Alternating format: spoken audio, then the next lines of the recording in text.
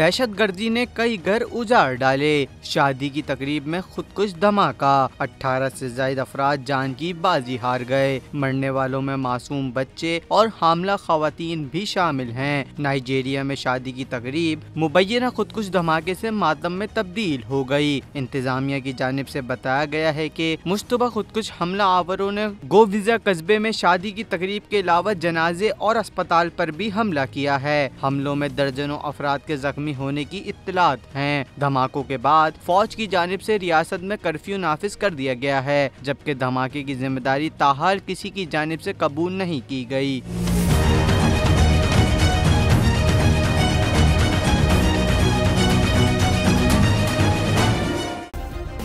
Subscribe करें और bell दबाएं ताकि कोई खबर रह न जाए।